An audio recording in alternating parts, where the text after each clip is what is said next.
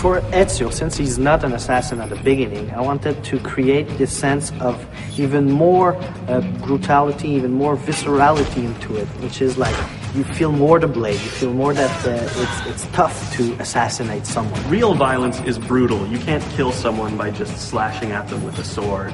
You know, when you kill someone, there's an effect. Your weapon reacts, you know, gets stuck in their bodies. You know, they react to being hit. This is really one of the core concepts of combat. We want to just push it to the point where every time people see a move, they're like... Or you want to show your friends. So you bring them over and you say, look at this when you do it, and they're all like, oh my God. That's what we wanted to bring. Another thing we wanted is to make fight better, but also make it so that fight wasn't the only tool in the game. So in AC2, there will always be an option for escaping. You have to play smart. You can't always fight every fight because you're going to lose. So you have to pick and choose your battles. So there's going to be 3 guards archetypes in the game. The first one being the Brute. The Brute is going to be a huge challenge in terms of fighting. It's going to be strong. They are not very smart. They're your typical kind of big oafs. And they're very susceptible to sort of social gameplay. So you can blend, they'll never figure out that you're in a blend spot. Then we have the Seeker, the more paranoid type of guard, you know, the guy who's searching to see where Ezio is. And even like in Veil of Hate or in a group of people, you can say, oh, you're there. The third is the Agile, and the Agile is obviously against the free running. Not only is he good at catching you when you're free running, he can also do free running.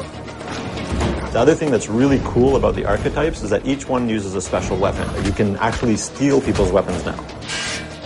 By stealing the archetypes' weapons will unlock a whole new set of combat attacks. Okay, this is a type of guy, he has a spear, you know, spears are long, so I can grab it and take it from him and kill someone else. Whereas a Brute is heavily armored and you can pound on him all day long with your weapon and not really get anywhere. You've got to be clever to beat this kind.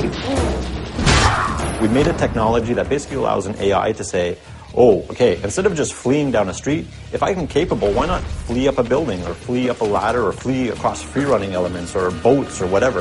Instead of just having this sort of predictable path where you can see the guy taking off, now the player is going to have to adjust, and the AI will then counter-adjust to what the player is doing. In AC2, we have a bunch of new weapon types. We have maces, two-handed weapons, axes and swords.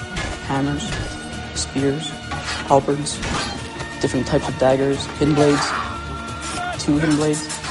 These allow for a lot of interesting variety to the combat. In AC1, the only thing you could do in fight with the hidden blades was counter kills. There was nothing else. But this time around, it counts as a full weapon. You're going to want to be more visceral. You're going to want to attack. You're going to want to kill. You're more of a badass.